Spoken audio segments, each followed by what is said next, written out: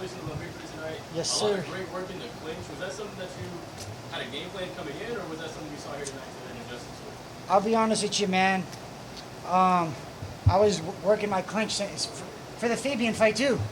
So I just rolled in from the Fabian fight to this fight. So a lot of that work, now I can say it, the Mike Shipman fight, my SC joint popped out of my chest. It's still out. That happened in the first round. So I couldn't really show my work that I wanted to do in the Mike Shipman fight in the second to third round.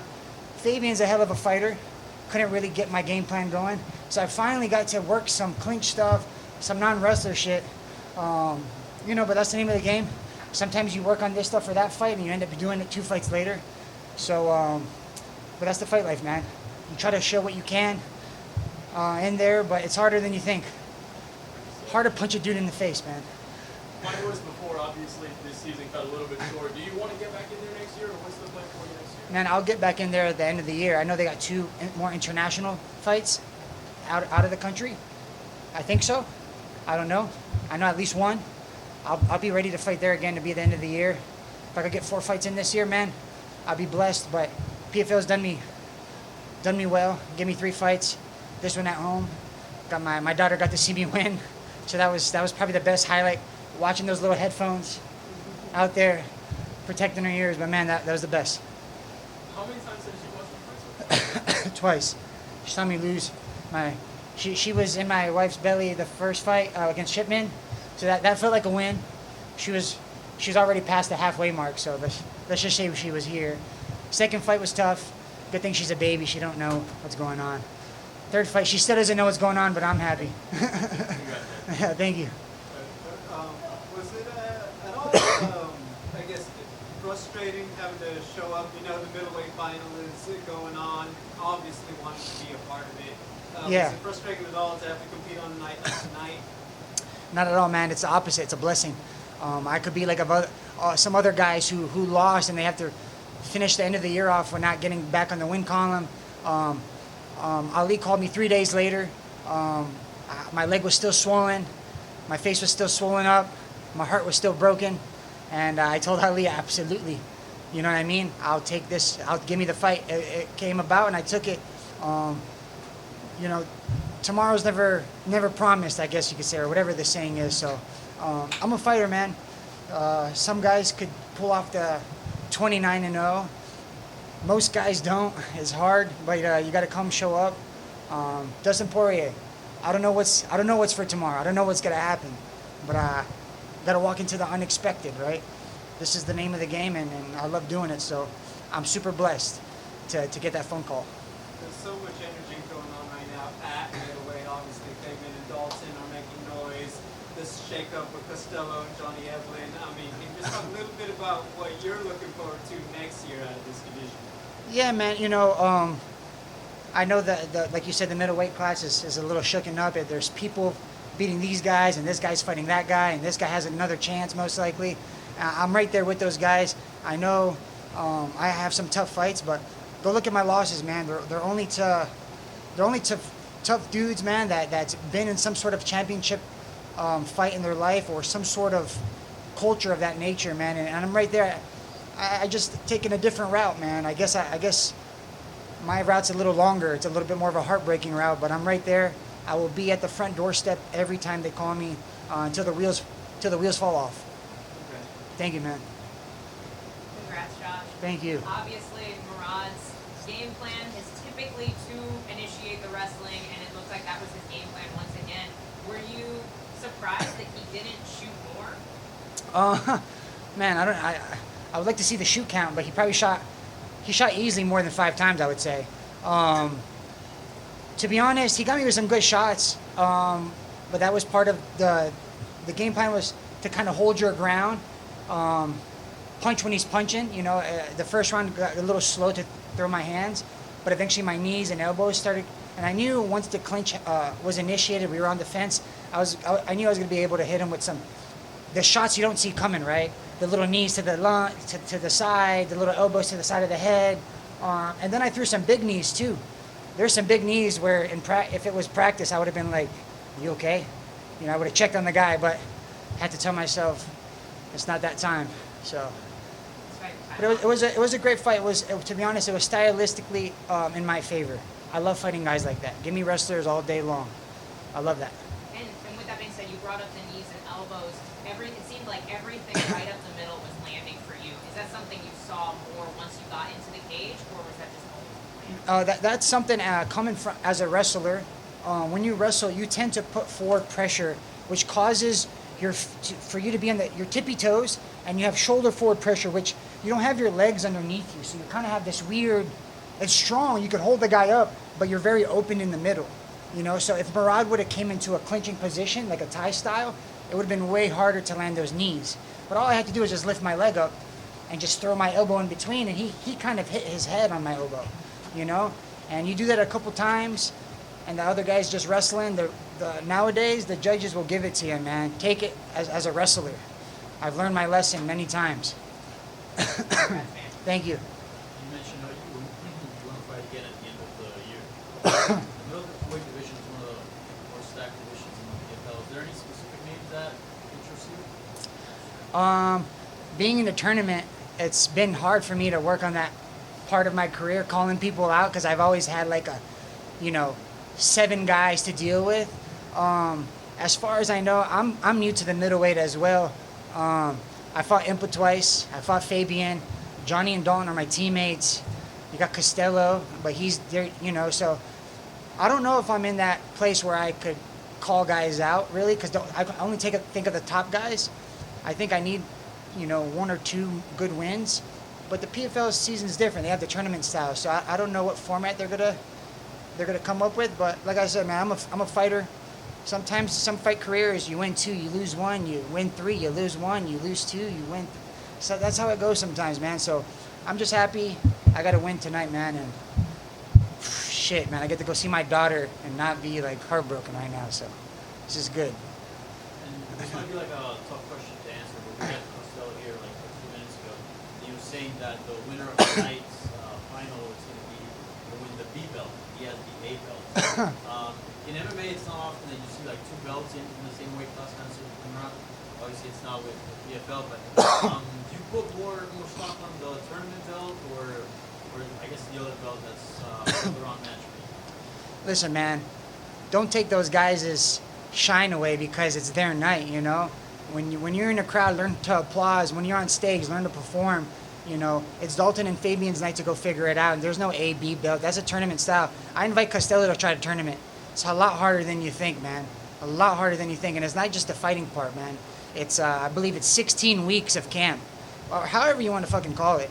16 weeks of just like chaos and trying to balance, So, and on top of that, his fight was super close. And we all know that. Johnny was winning that fight easily. So, A, B belt. And I'm not taking anything from him either. But, yeah, leave those guys alone, man. Let them go win their belt. Let them best man win. Yeah. Josh, Yeah. congratulations. Thank you, my friend. You talked about your defense. Your defense was really good against the takedown. About the knees, that was very good as well. I'm curious, going into that 3rd round, was the corner telling you anything? What was your mindset going into that 3rd round? Yeah, man. My corner was there was it was amazing, man. It was amazing.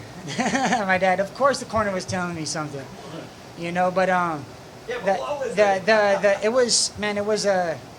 it was like the perfect relationship. You know what I mean? The first round, obviously, the first round is unknown. We knew he was gonna wrestle, but then from the 2nd to 3rd round, my dad, you know what he wants. He's southpaw. As soon as he's southpaw, bling, I would kick the calf. And then Murad started giving me the answers that I needed. The fight develops, the guy starts to get tired, and then by the end of the 2nd round to the 3rd, I knew the only thing that could happen to me is I get finished, submitted or KO'd. But I knew I was going to win that fight. And I was curious, did you hurt your leg a little bit in the 3rd round? No, so he actually threw a kick and it hit me in my gooch. It hit me right between my gooch, and it still kind of hurts a little bit. So I was trying to let Keith, and I was like, Keith. But then my dad was like, 1:20. I said, I guess the gooch got it wasn't a nut shot, but it was in between there. You know what I mean? Because I think I threw a knee and he threw a kick at the same time. It was a weird scissor thing going on. And then lastly, what did Conan say to you after the fight? He says a lot. says a lot of things to me.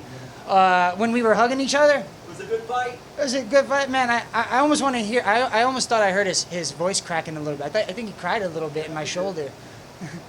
He cried a little. I think we were crying together a little bit.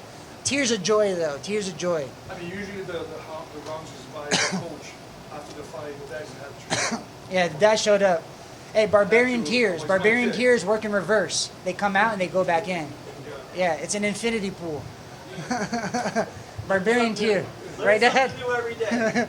Barbarian Tears is an infinity pool. At the end of the day, he's my kid. Come on. I have to enjoy just seeing him win. Yeah. Hey Josh, congrats. Yes. Oh, what's up, buddy? How's it going? How good does it feel not only get back in the win column, but having your daughter here, doing it in your backyard? Does it feel like it was all the perfect moment to get this win tonight? Yeah, man, perfect moment. A little bit of nervousness, like my daughter's 3 months. She doesn't know what's happening, but from bringing her into the casino, from her headphones fitting perfect, to hopefully there's not a lot of people smoking cigarettes around, to having everything ready so I could go say hi to her and put her back in the car so she could go be a baby again. Just that part, nothing to do with fighting, was just, it was a process that I dealt with. I understood that everybody who was around me, my team, from family to coaches, everybody had to play their part perfectly for things to feel the way it is today, man. And we did a good job, from family to coaches to just, it was great. It's been a long year, man, and we still got a little bit left of it, so. We do, and I think the tournament has chronicled and profiled a lot of fighters, yourself included. You and your father have a great story to tell. Do you think the PFL's done a good job this year through the World Tournament in telling the stories of these fighters? Yeah, man, I would say out of all the years I've been with the PFL, this year has probably been overall like the more enjoyable year in a sense of like organization, in a sense of like the show, from the schedule to even the competition, man. And I love being every step of the way with it. I kind of grew with the show. I don't want to call it, but I feel like I'm a veteran now. I'm a PFL veteran, or I don't know. Guys supposed to say that when they retire, but I'm not planning to retire anytime soon. But I just feel like I understand this show a little bit, and as long as I perform, they continue to support me and give me a chance to do my thing. You mentioned your daughter being 3 months old, and you've obviously been through this tournament and now this fight. What's been the biggest thing maybe you've learned about yourself being a fighter and a father? Shit, man.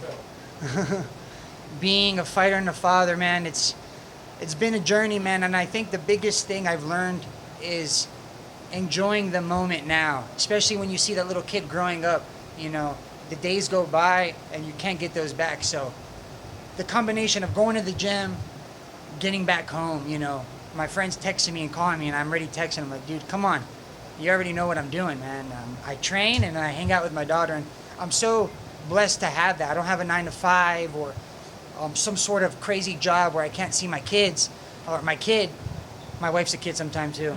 But so it's been amazing, man. And I've always had the same support system. Thankfully, my dad and my mom always been around where I never really had to get a real job.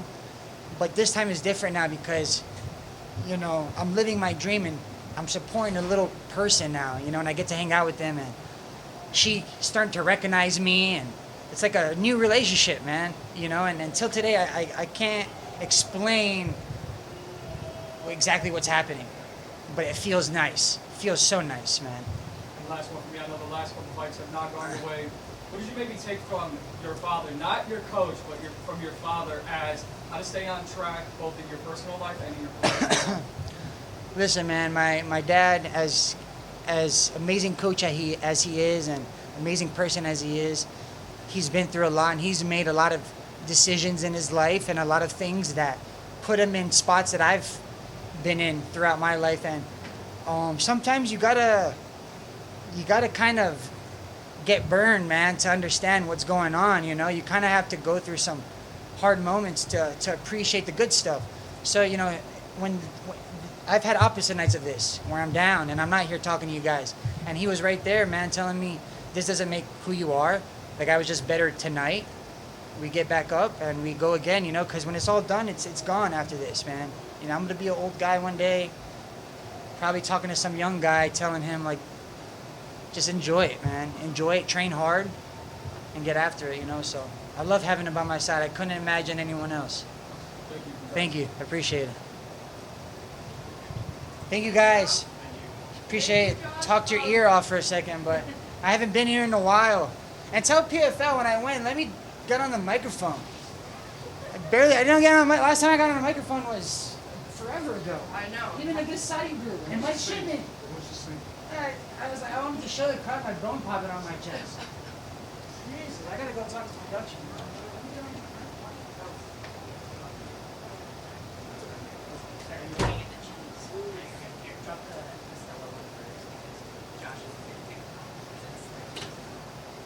Grab a soda.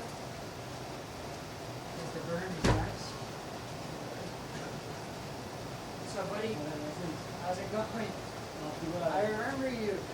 We've talked online a couple times. Yes, Mr. West? You asked me if Rob felt like he was on roids. Yes, yes. You have no people you didn't. Not that time. Not that time, no. I went have fun. All right, yeah. Yeah. Excited, come over.